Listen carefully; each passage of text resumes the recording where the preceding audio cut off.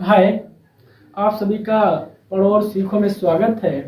मेरा ये भरोसा है कि आप सभी लोगों ने मेरी पुरानी वीडियो को देख लिया होगा। अगर आपने वो वीडियो नहीं देखी है तो आप मेरी बात मानिए, उन वीडियो को आप एक बार ज़रूर देखें हैं, क्योंकि अगर आप उन वीडियो को देख आएंगे तो ये वाली जो क्लास है आपको बहुत ही अच्छे समझ में आएगी और बहुत ही धैर्य से आपको पल्ले पड़ जाएगी। तो हम कह सकते हैं कि अगर आप इस क्लास को देखना चाहते हैं तो उन 2-3 क्लासों को ज़रूर देखें जो इसमें हम पढ़ने जा रहे हैं। इसका उन सब में क्या छिपा हुआ है, बेसिक छिपा हुआ है। तो आज हम ये देखेंगे कि सम, विषम, भाज्य, अभाज्य, गुणज और गुणनखंड, इन पर आधारित किस प्रकार के क्वेश्चन बनते हैं। सबसे पहले आपसे हम जो बात करेंगे वो सम की बात करने वाले हैं। सबसे पहले आपसे ये पूछ लिया जाएगा कि आपको 4-5 संख्याएं दी जाएंगी, जैसे 4, 38, 39 और 50। इस प्रकार से आपको किसी ने क्वेश्चन दे दिया और आपसे पूछ दिया कि मेरे भाई इसमें बताओ कि कौन सी संख्या सम नहीं है। ऐसी कौन सी संख्या है जो सम नहीं है। तो आप देखेंगे कि यहाँ पर इकाई का अंक 4 है, तो हम कह सकते हैं ये 100% होगी। आप देख सकते हैं इकाई का अंक 8 है तो ये 100% होगी। आप देख सकते हैं कि इकाई का अंक 9 है, तो यहाँ कंफ्यूजन है कि पता नहीं सम होगी या फिर नहीं होगी। लेकिन आप आगे वाली संख्या देखेंगे तो इसमें भी इकाई का अंक मिल गया 0, तो ये भी सम होगी। क्योंकि सम होने की जो स्थिति है, कंडीशन है, वो ये है कि आप इकाई का अंक चेक कर लें। इकाई के अंक में अगर आपको 0 मिलता है, 2 मिलता है, 4 मिलता है, 6 मिलता है, 8 मिलता है, तो वो संख्या 100% सम होगी। उसके अलावा आपको कुछ भी मिलता है तो वही संख्या आपकी विषम होगी। तो आप देखेंगे यहाँ पर 4 है, यहाँ पर 8 है, यहाँ पर 0 है, लेकिन यहाँ पर उन संख्याओं से अलावा दे रखा है 9, तो हम कह सकते हैं ये संख्या जो होगी वो सम नहीं होगी। ऐसा भी क्वेश्चन हो सकता है कि आपको सारी संख्याएं विषम में दे दे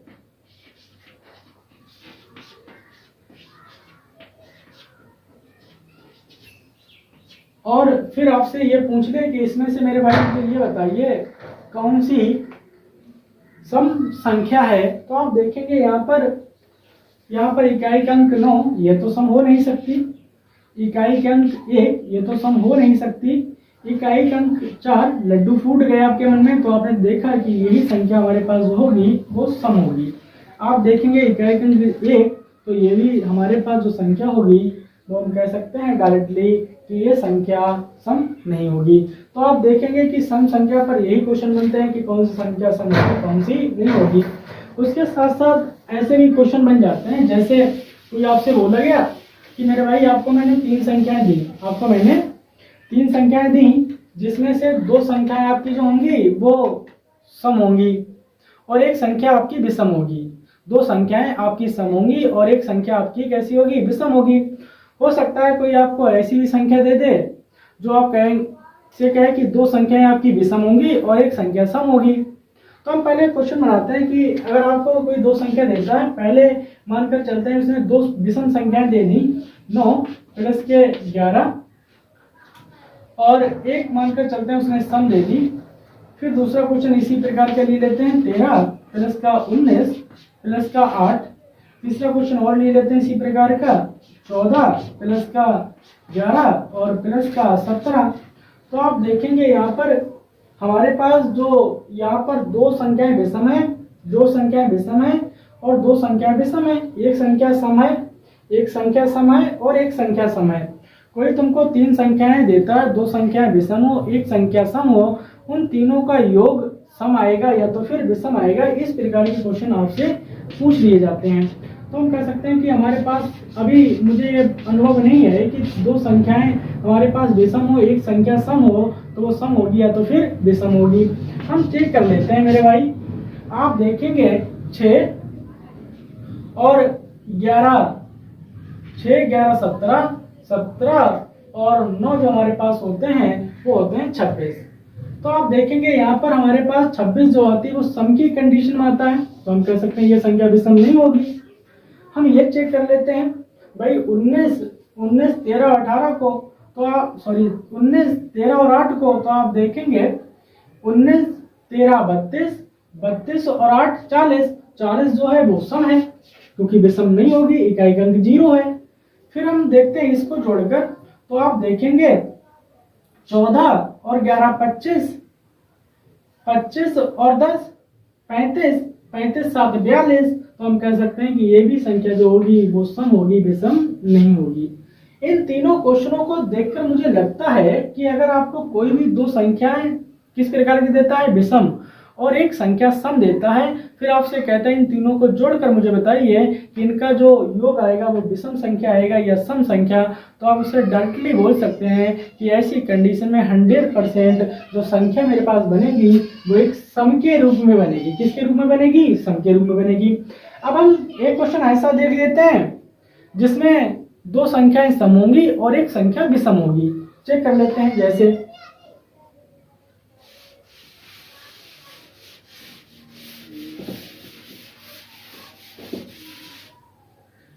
आपको मैंने बताया कि भाई दो संख्या हम सब लेंगे, 6 प्लस की 8 प्लस का 3, दूसरी ले लेते हैं 17 प्लस के 8 प्लस के 3, और ले लेते हैं 21 प्लस के 9, सॉरी क्योंकि मुझे दोनों की संख्या विषम देना है और दोनों सम देना है और एक विषम देना है।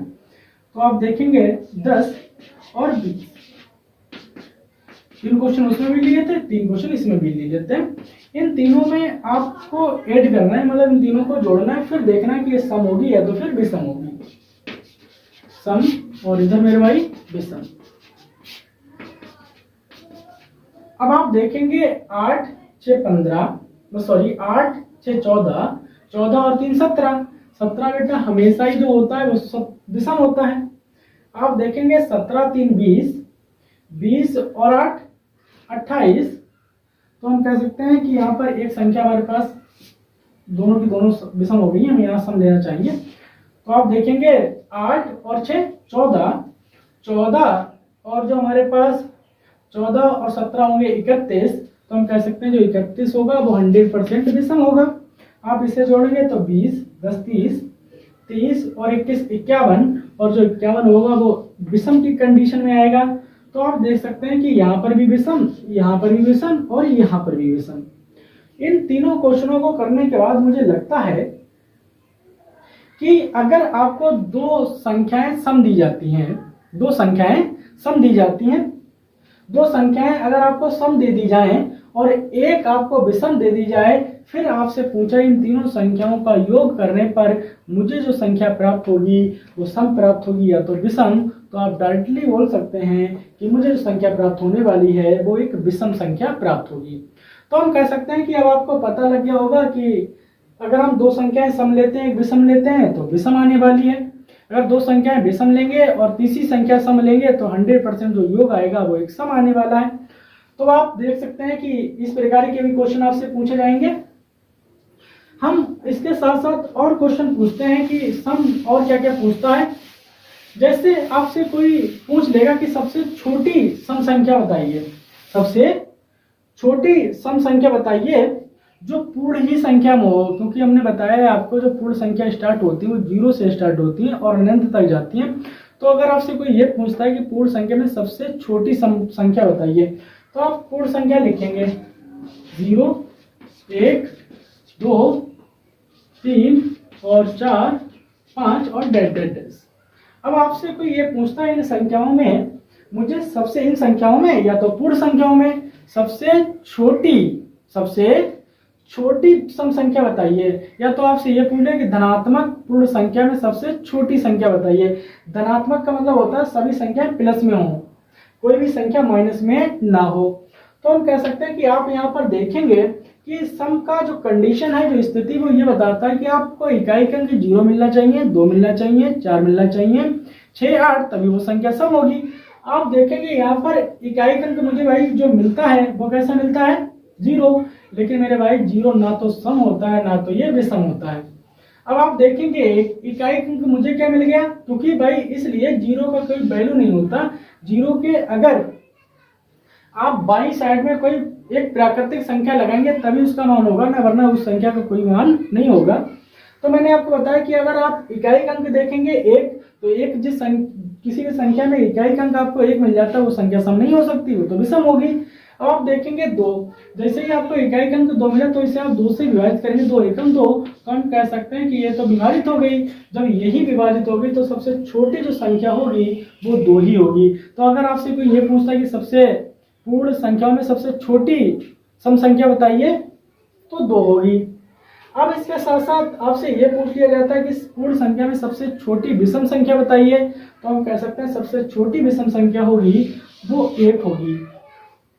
अब मानकर चलते हैं आपको ये भी पता लग गया कौन सी सबसे छोटी सम होगी, कौन सी सबसे छोटी विषम होगी।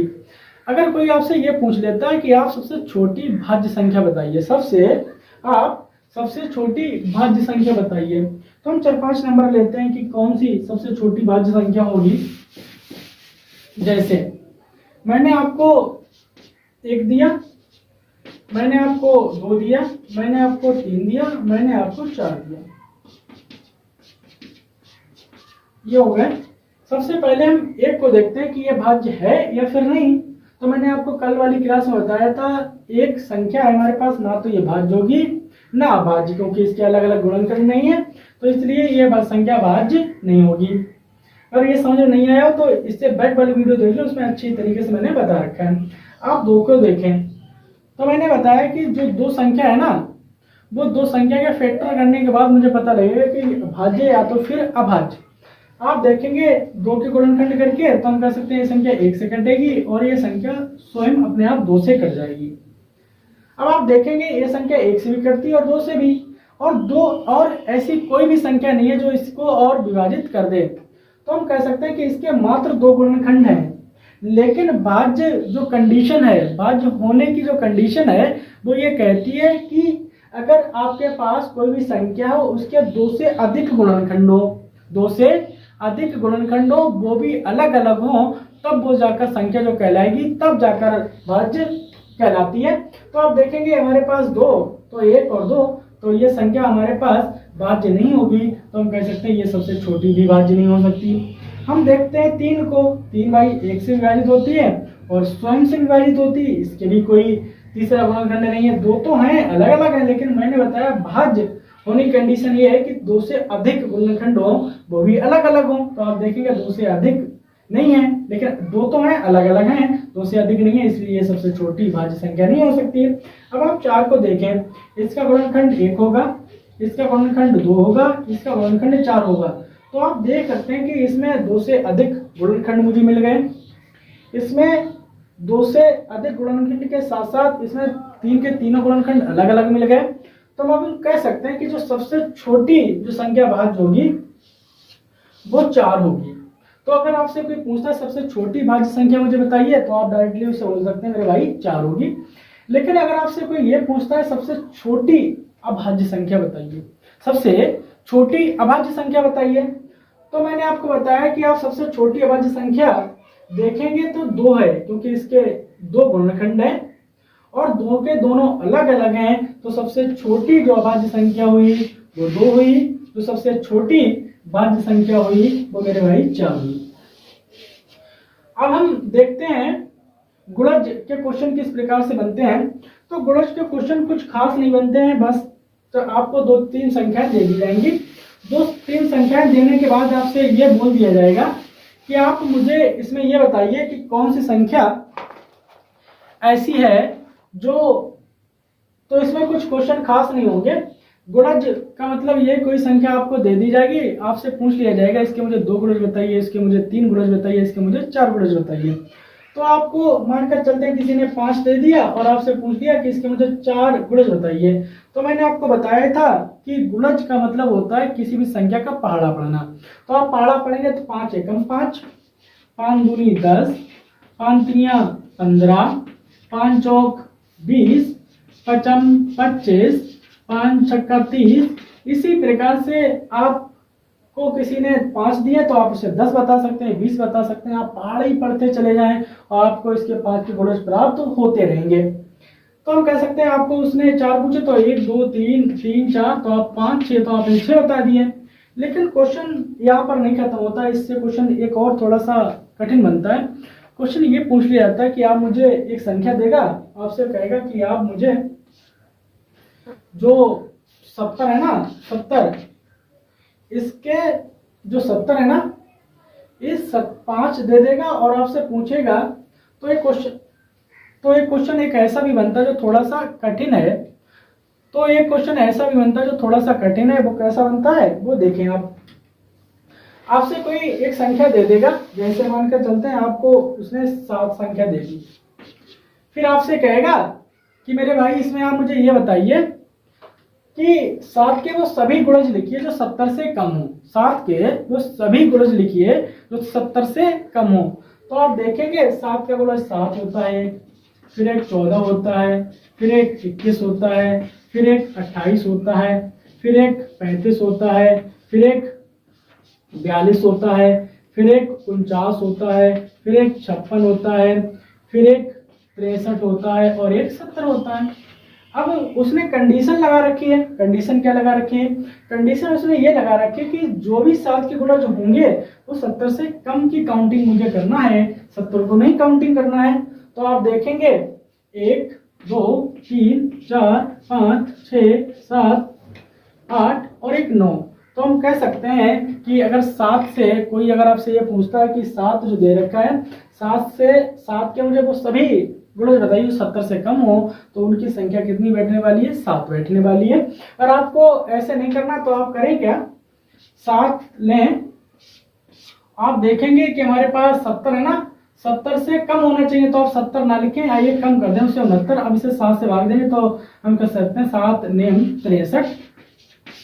आपके यहाँ पर बच गए 6, तो हम कह सकते हैं, तो आप डायरेक्ट भी बोल सकते हैं कि यहाँ पर जो गुणज होंगे वो 9 होंगे। अगर कोई आपसे कहता है कि मुझे 5 के वो सभी गुणज बताइए जो 100 से कम हो, तो आप करें क्या उसमें? 100 से कम का मतलब ये 99। तो आप 99 के देखेंगे 5 एकम 5, आपके बच्चे 4, यहाँ 49। तो हम कह सकते हैं 5 नेम 45, आपके बच्चे 4। तो हम कह सकते हैं जो गुणज होंगे वो 19 गुणज होंगे।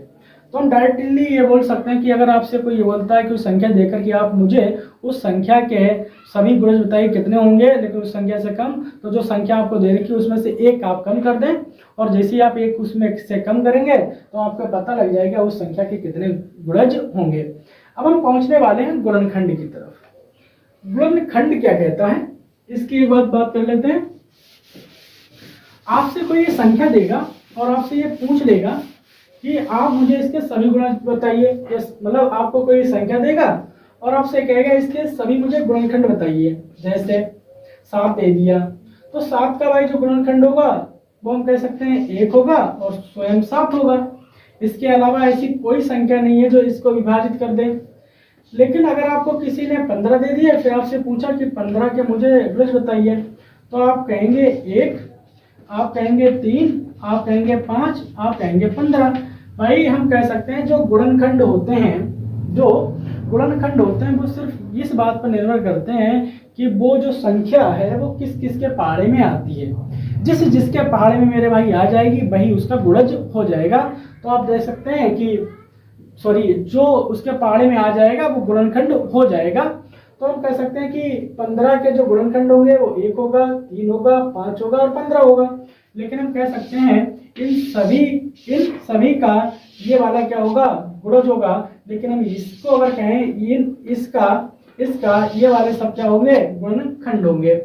और इसके साथ साथ यहाँ पर आप देख सकते हैं कि अगर किसी भी संख्या के, अगर मैंने 15 के यहाँ गुणनखंड लिखे तो आपसे हम कहते हैं 15 के मुझे गुणज लिखिए, तो आप लिखेंगे 15, 30, आप लिखेंगे 45, आप लिखेंगे 60 और डैश ऐसे पता नहीं कहां तक लिखते चले जाएंगे, क्योंकि जो गुणज होते हैं वो अनंत होते हैं। आप देखेंगे कि 15 का गुणनखंड 1 है, 3 है, 5 है, 15 है। बल्कि जो गुणज होता है वो वहां से स्टार्ट होता है जहां पर से गुणनखंड समाप्त होना स्टार्ट हो जाता है। आप देखेंगे यहाँ पर गुणनखंड 15 से समाप्त है और यहीं से 15 से स्टार्ट है गुणज। तो हम साफ शब्दों में बोल सकते हैं कि जो गुणज होते हैं वो अपनी संख्या से हमेशा या तो बड़े होंगे या तो बराबर होंगे, लेकिन कभी भी किसी भी स्थिति में, किसी भी कंडीशन में उससे छोटे नहीं होंगे।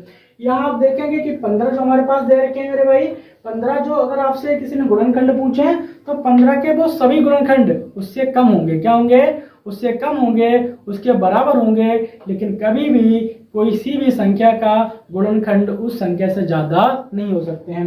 तो हम कह सकते हैं कि आपने देखे हैं 4-5 क्वेश्चन, सम के ऊपर देख लिए, विषम के ऊपर, भाज्य के ऊपर, अभाज्य के ऊपर, गुणज के ऊपर, गुणनखंड के ऊपर। इसके साथ साथ आपको 4-5 क्वेश्चन इस प्रकार से हिंदी प्रकार के दे दिए जाएंगे। हिंदी प्रकार के क्या दिए जाएंगे, जैसे आपसे ये पूछ लिया जाएगा कि आप मुझे ऐसी संख्या बताइए जिसके मात्र 2 गुणनखंड हो, वही संख्या आप 3 लिखकर दिखाइए। मतलब आपसे क्या दिया जाएगा, 3 वो संख्याएं लिखिए जिसके मात्र 2 गुणनखंड हो। तो आप उन संख्याओं का लिख सकते हैं जो आपके पास अभाज्य हो। तो आप लिखेंगे 2, आप लिखेंगे 3, आप लिखेंगे 5। तो हम कह सकते हैं ये संख्या जो हुई वो इनके मात्र 2 गुणनखंड हुए, और 3 आपने पूछा, 3 लिख दिए। अगर आपसे वो 4 पूछता है तो आप इसमें 7 शामिल कर दें, 5 पूछता है तो आप 11 शामिल कर दें, 13 शामिल कर दें। ऐसे डायरेक्ट करके आप उसे बता सकते हैं कि इन संख्या के 2 ही गुणनखंड होते हैं। तो आपसे अगर कोई डायरेक्ट ये पूछ जाता है ऐसी कौन संख्या होती है जिसके मात्र 2 गुणनखंड होते हैं, तो आप डायरेक्ट बोल सकते हैं वो संख्याएं अभाज्य संख्याएं होती हैं।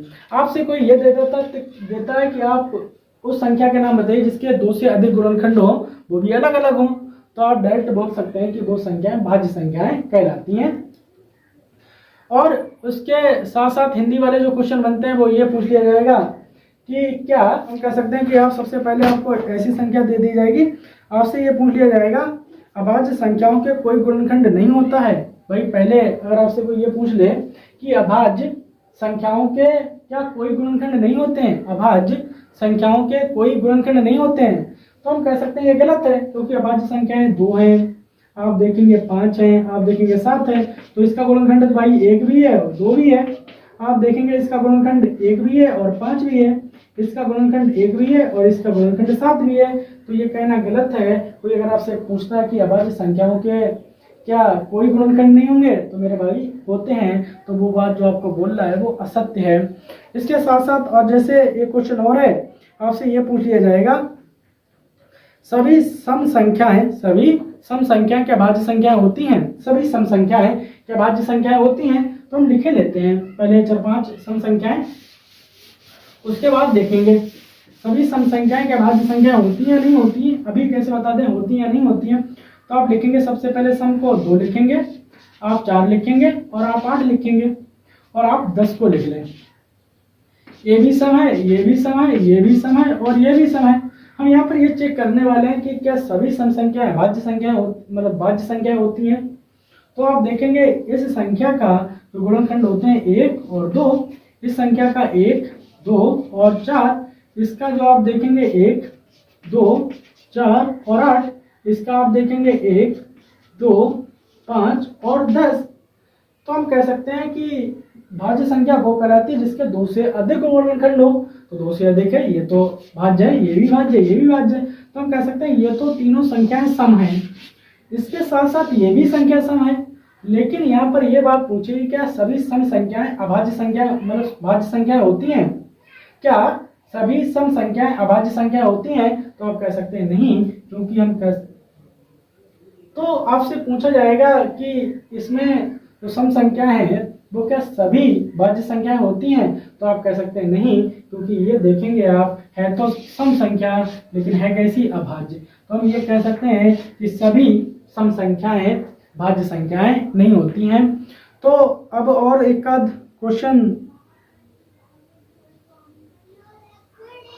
तो अब यहीं पर हम अपनी क्लास को समाप्त करते हैं। कल इसी टाइम मिलेंगे और आप इस क्लास को देखना ना भूलें, बहुत आपके लिए सही क्लास होने वाली है। इस पर आधारित जितने भी क्वेश्चन थे मैंने आपको करा दिए हैं, क्योंकि हम बेसिक मैथ पढ़ा रहे हैं, हम छोटा मैथ लेकर चल रहे हैं, क्योंकि हम आपका मैथ थोड़ा सा सोचते हैं इम्प्रूव हो जाए, तो इसलिए छोटी छोटी बातें बताते चलते हैं। जब हम और ऊंचा गणित पढ़ेंगे तो और अच्छी बातें बताएंगे, इसके बारे में और अधिक जानकारी लेंगे, इकट्ठा करेंगे। तो आप इसी प्रकार मेरे साथ बने रहिएगा। आज हम चलते हैं। जय हिंद, जय भारत।